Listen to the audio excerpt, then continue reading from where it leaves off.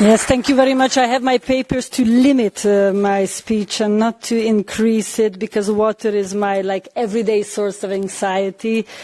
First, I would like to thank the Commissioner for having this forum. I'd like to thank both of the Commissioners and my dear colleague Seamus.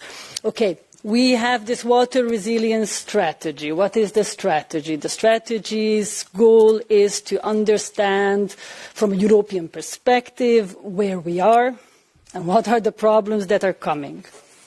And we are setting a goal. Okay, what is the forum? This forum. In this forum, everybody should be here who has a job to get there. Okay, where do we want to get? We want to have water. Water to drink, water to grow food, water to secure jobs, because the automotive industry needs a lot of water, water for medicine security, water for data security, water for energy production, energy storage. That's a lot of water need, okay. I am one of the stakeholders here. I am the local government level. So I am representing the European Committee of the Regions. We have, in Europe, we are the voice of cities and regions. This is how we call ourselves. We have mayors from big cities, towns, mountain areas, islands, the Mediterranean. We have presidents of regions. We have all the different realities. And we have a lot of water anxiety. I come from Budapest, and I usually say that in the Committee of the Regions we try to understand the universal from the local. So I'll bring you my local, everyday perspective of Budapest, because through this, most of the water-related problems can easily be understood, except for the desalination and sea problems. We don't have a sea. Okay. What is the main characteristic of Budapest? We call ourselves the city of waters. Okay, we have a beautiful long river that goes through 10 countries. It has a basin that contains 14 other countries. We are super interdependent, interconnected. It's a really shared responsibility issue. I think this is the only river in Europe, the Danube, that connects 4 capitals.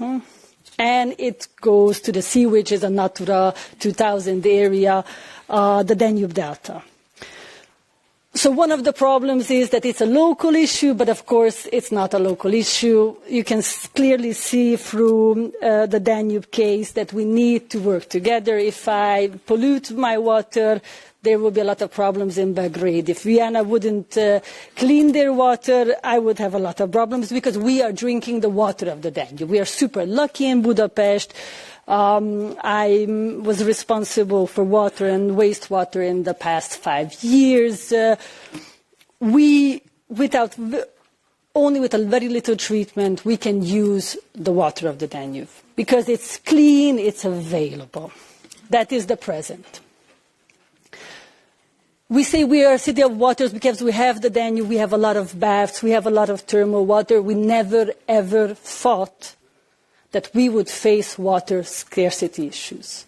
We knew floods are coming from time to time, but a flood at Christmas was never in the books. This is what I faced. That was not in the books, but we also had that. But okay, we knew that floods are coming from time to time. But what we are facing now is a water scarcity problem. How can this be? It is connected. It's not just a Danube problem. It's the problem of the Po. It's the problem of the Rhine.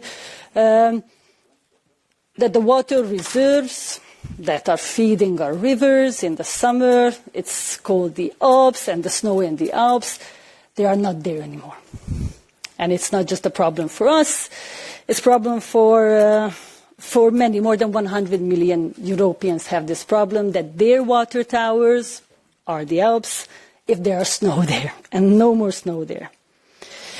So we see we are preparing for water scarcity, and of course scarcity is also brought up by a growing urbanization, so people moving in, a reindustrialization, industries coming back that were gone are coming back and very water intensive. Also, what is driving some of the problems is the infrastructure. We are just managing in Budapest 5,000 kilometers of just water pipelines.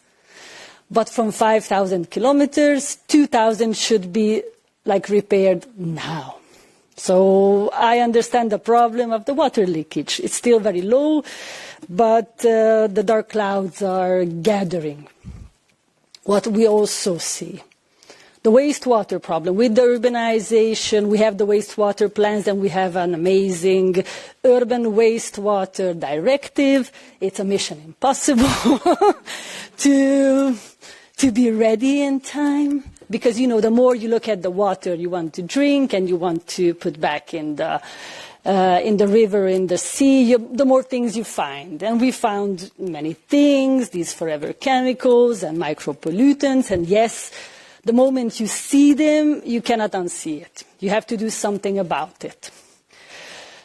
But it's not so easy to do something about it. Okay, it's very expensive. It needs a lot of energy, it needs a lot of extra space, it needs a lot of new chemicals.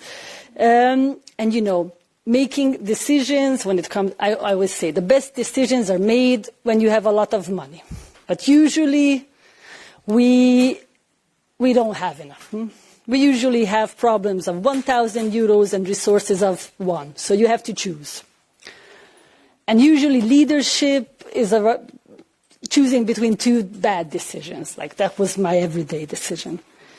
This is why I always say that cohesion policy is very important when it comes to managing water and wastewater, because most of our leaders, because even big cities like Budapest, like Paris, like Barcelona, Roma, they are looking at the European level, not just for guidance and setting goals, but for money.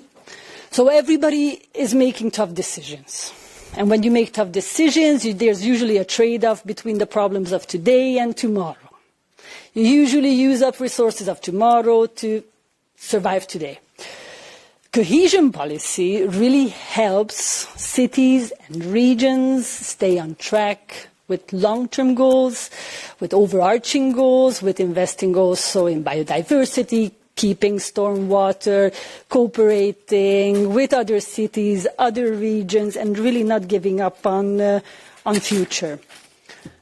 It's also appearing everywhere, and I'm trying not to use it. It's the cost of inaction formula. Because, sure, it is true that the cost of inaction is really high. But what is the local reality?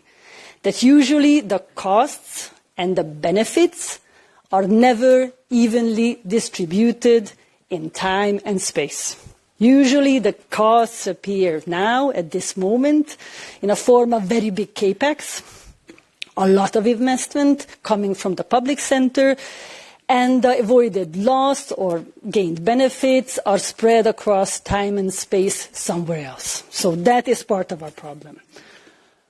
Just to wrap it up, what are we doing now as local leaders? We are watching each other's survival stories, because what is happening is that the future is very uncertain because of the acceleration of climate change. So it's really, really hard to say and to predict what to prepare for.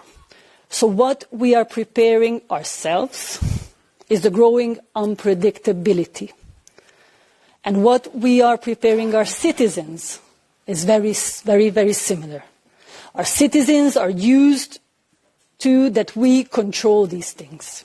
That water is there, heat is controllable, the environment is controllable, and this controllability is slipping through our fingers. And we cannot tell our citizens that we can reduce the risks to zero.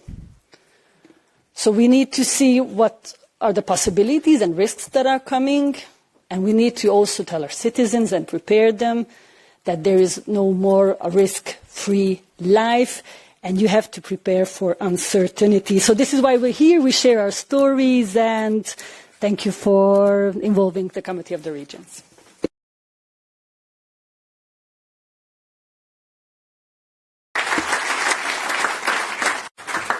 Thank you so much for spelling out the perspectives of the regions and also locally. I'd like to invite the President of the European Economic and Social Committee, Seamus Boland, to say a few words. Thank you so much.